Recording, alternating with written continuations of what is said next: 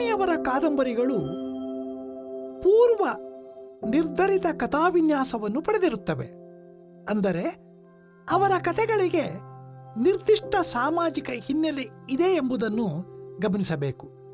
ಏಕೆಂದರೆ ತಮ್ಮ ಸಾಮಾಜಿಕ ಹಿನ್ನೆಲೆಯನ್ನು ಅವಲಂಬಿಸಿಯೇ ಅವರು ತಮ್ಮ ಕಥಾನಾಯಕಿಯರ ಚಲನಶೀಲತೆಯನ್ನು ಮಂಡಿಸಲು ಯತ್ನಿಸಿದರು. ಸಾಹಿತ್ಯಕ ಚರ್ಚೆಗಳಲ್ಲಿ ತ್ರಿವೇಣಿಯವರ ಕಾದಂಬರಿಗಳನ್ನು ವಿಶ್ಲೇಷಣೆ ಮಾಡುವವರಿಗೆ ಕಥೆಯ ಭಾಷೆ, ಕಥಾ ವಿನ್ಯಾಸ, ಮನೋವಿಜ್ಞಾನದ ಬಳಕೆ ಮುಂತಾಗಿ ಹಲವು ದಾರಿಗಳು ಇರಬಹುದು. ಆದರೆ ಹೆಣ್ಣು ಲೋಕವನ್ನು ಕುರಿತ ಅವರ ಗ್ರಹಿಕೆಯನ್ನು ತಿಳಿಯುವ ಆಸಕ್ತಿಯವರಿಗೆ ಅವರ ಸಾಮಾಜಿಕ ಹಿನ್ನೆಲೆಯ ಮೂಲಕ ಅವರ ಕೃತಿಗಳನ್ನು ಪ್ರವೇಶಿಸುವುದು ಹೆಚ್ಚು ಉಪಯುಕ್ತವಾಗಿ ಕಾಣುತ್ತದೆ. ಸ್ತ್ರೀ ಕೇಂದ್ರಿತ ವಿಶ್ಲೇಷಣಾ ವಿಧಾನಗಳಿಗೆ ಈ ಆಯ್ಕೆ ಅನಿವಾರ್ಯವೂ ಹೌದು. ತ್ರಿವೇಣಿಯವರ 21 ಕಾದಂಬರಿಗಳಲ್ಲಿ ಬರುವ 30ಕ್ಕೂ ಹೆಚ್ಚು ಪಾತ್ರಗಳು ಕೆಲವು ಸಾಮಾನ್ಯ ಲಕ್ಷಣಗಳನ್ನು ಪ್ರಕಟಿಸುತ್ತವೆ. 1. ಈ ಎಲ್ಲ ಪಾತ್ರಗಳು ಕೌಮಾರ್ಯದ ಕೊನೆಯ ಘಟ್ಟದಿಂದ ಮೊದಲಾಗಿ ವಯಸ್ಕ ಜೀವನದ ಮೊದಲ ಕೆಲವು ವರ್ಷಗಳ ವ್ಯಾಪ್ತಿಯಲ್ಲಿ ಬರುತ್ತವೆ. ಈ ನಿರ್ದಿಷ್ಟ ವ್ಯಾಪ್ತಿಯ ವಯೋಮಾನ ಕೇವಲ ಕಾಕತಾಳೀಯವಲ್ಲ. ಚಿಕ್ಕ ವಯಸ್ಸಿನ ಮಕ್ಕಳು, ಪಕ್ವಗೊಂಡ ವೃದ್ಧೆಯರು, ಕೇಂದ್ರ ಸ್ಥಾನದಲ್ಲಿ ಪುರುಷರು ಅವರ ಕೃತಿಗಳಲ್ಲಿ ಬರುವುದಿಲ್ಲ.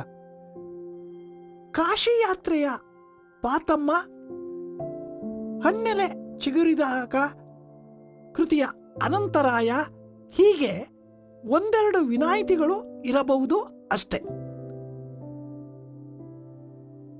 2ನೇ ಅಂಶ, ಈ ಎಲ್ಲ ನಾಯಕಿಯರು ವಿವಿಧ ಪ್ರಮಾಣದ ಅಕ್ಷರಸ್ಥರು.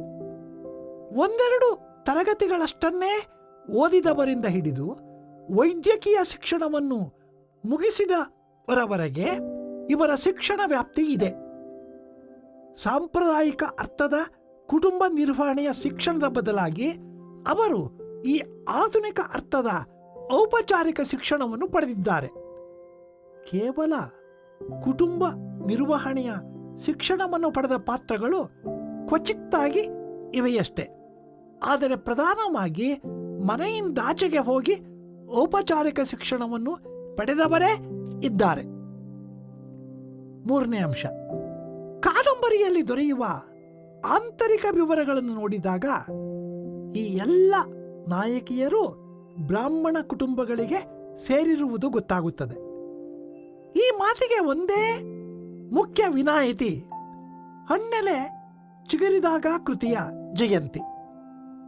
ಅದು ಆಕೆ ಅನ್ಯ ಜಾತಿಯವಳಾಗಿದ್ದು ಬ್ರಾಹ್ಮಣ ಕುಟುಂಬದ ಸೊಸೆಯಾಗಿ ಬರುತ್ತಾಳೆ.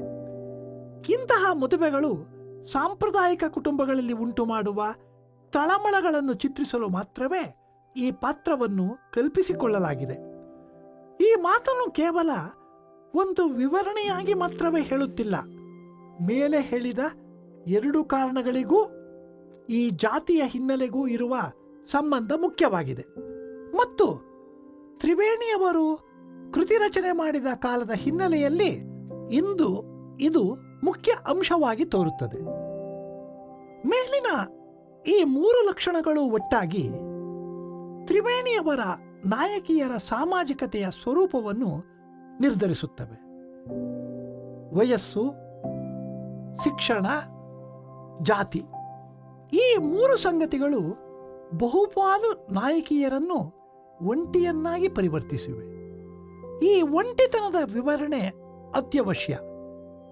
ಸಾಂಪ್ರದಾಯಿಕ ಚೌಕಟ್ಟಿನ ರಕ್ಷಿತ ಸ್ಥಿತಿಯಿಂದ ಈ ನಾಯಕಿಯರು ಹೊರಬಿದ್ದಿದ್ದಾರೆ. ಅವರಿಗೆ ಶಿಕ್ಷಣವೇನೋ ದೊರೆತಿದೆ, ಲೋಕವನ್ನು ಕಾಣುವ ಹೊಸ ದೃಷ್ಟಿಯೂ ದೊರೆತಿದೆ. ಆದರೆ ಅವರು ಪಡೆದಿರುವ ಶಿಕ್ಷಣ ಅವರನ್ನು ಸಂಪೂರ್ಣವಾಗಿ ಸಾಮಾಜಿಕ ಆರ್ಥಿಕ ಬಿಡುಗಡೆಗೆ ಸನ್ನದ್ಧಗೊಳಿಸಿಲ್ಲ. ಹಾಗಾಗಿ ಅವರು ಧೈರ್ಯ ವಹಿಸಿ ಮುನ್ನಡೆಯಲಾರರು. ಬಿಡುಗಡೆಯ ಕನಸು ನನಸಾಗುವುದು ತೀರಾ ಕಷ್ಟ.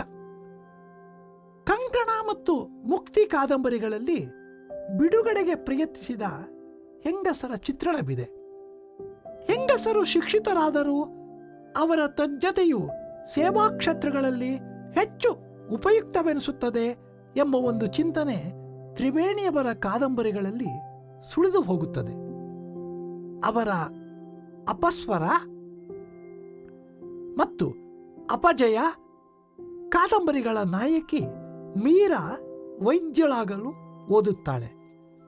ವೈದ್ಯಳಾಗುವುದು ಎಂದರೆ ಮನೆಯಿಂದ ಹೊರಗೆ ಹೋದರೂ ಅಲ್ಲಿಯೂ ಅವಳು ದೊಡ್ಡ ಕುಟುಂಬದ ಭಾಗವಾಗಿ ಸೇವಾ ಕ್ಷೇತ್ರದಲ್ಲಿಯೇ ಉಳಿಯುವುದು.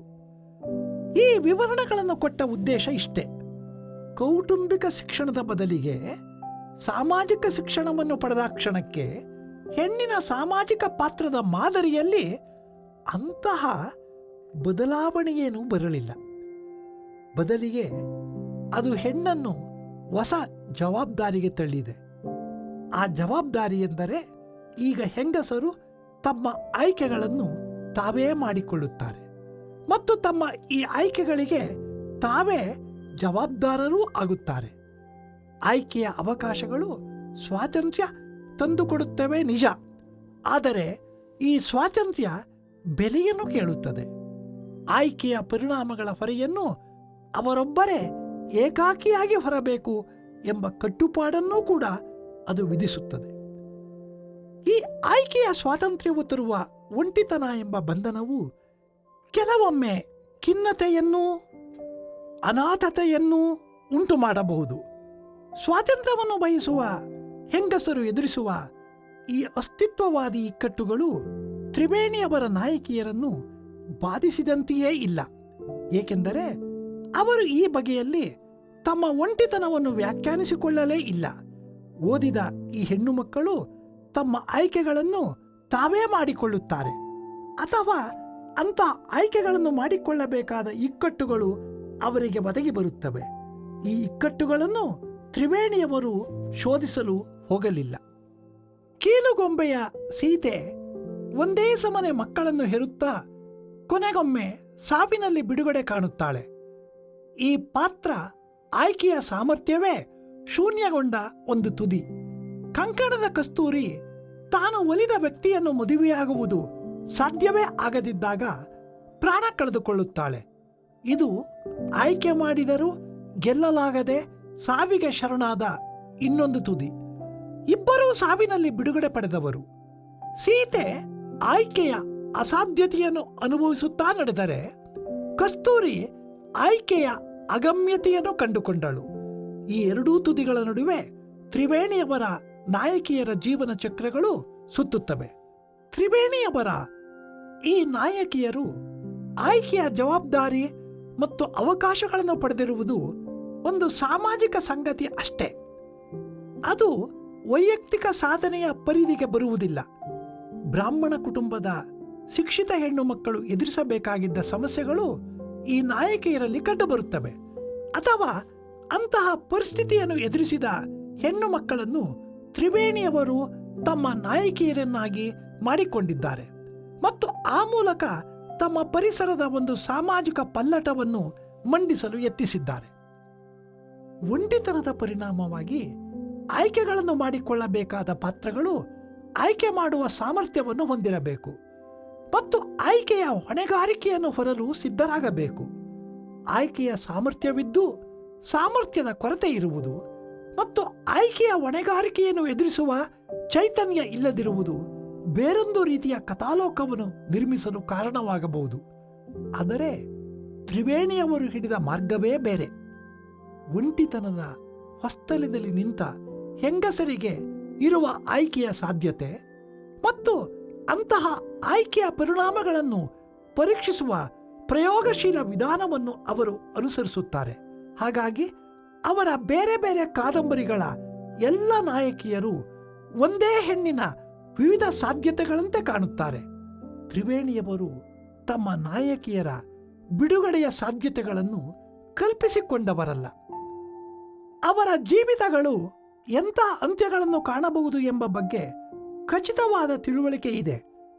ಅಂತ್ಯಗಳನ್ನು ಬದಲಿಸಲು ಹೋರಾಡುವ ಛಲವನ್ನು ಕೆಲವು ನಾಯಕಿಯರು ತೋರಿದರೂ ಒಟ್ಟಾರೆ ಮಾದರಿ ಮಾತ್ರ ನಡುವಣ ಜೀವಿತದ ಅವಕಾಶಗಳನ್ನು ತಮಗೆ ಸಾಧ್ಯವಿರುವ ರೀತಿಯಲ್ಲಿ ನಿಭಾಯಿಸುವುದು ಎಂಬಷ್ಟಕ್ಕೆ ಆ ಛಲವು ಕೊನೆಗೊಳ್ಳುತ್ತದೆ.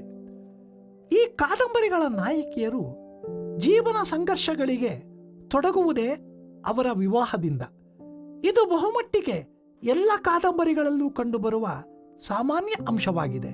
ಹೀಗಾಗಿ ವಿವಾಹವು ಹೆಣ್ಣು ಮಕ್ಕಳಿಗೆ ಒಂದು ಪರಾಮರ್ಶನ ಬಿಂದುವಿನಂತೆ ಕಂಡುಬರುತ್ತದೆ. ವಿವಾಹವೇ ಕಾರಣವಾಗಿ ಈ ಹೆಣ್ಣು ಮಕ್ಕಳು ಸದಾಕಾಲವೂ ಅಭದ್ರತೆಯನ್ನು ಅನುಭವಿಸುತ್ತಾರೆ. ಗರ್ಭಿಣಿಯಾಗಿರುವಾಗ ತನ್ನ ಗಂಡ ಬೇರೊಬ್ಬ ಹೆಂಗಸಿನಲ್ಲಿ ಅನುರಕ್ತನಾದರೆ ಎಂದು ಚಡಪಡಿಸುವ ವಸಂತಗಾನದ ಸರಳ, ವಿಧವೆಯಾಗಿ ಆರ್ಥಿಕ ನೆಲೆಗಳು ಇಲ್ಲದೆ ಪುರುಷರಿಗೆ ತನ್ನನ್ನು ಒಪ್ಪಿಸಿಕೊಂಡ ಹೂವು ಹಣ್ಣು ಕಥೆಯ ರಾಮ, ಹೃದಯ ಗೀತದ ಪದ್ಮಿನಿ,